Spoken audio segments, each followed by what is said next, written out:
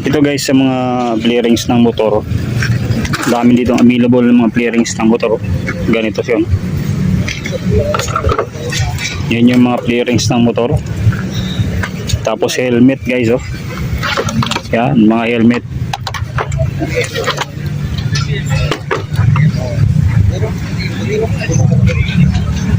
Pakadami guys, bearings ng motor, helmet available dito.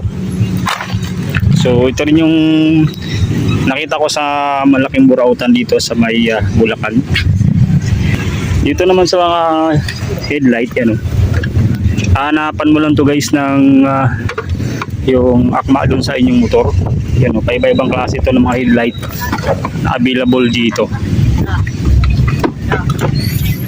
Napakadami guys yung mga headlight.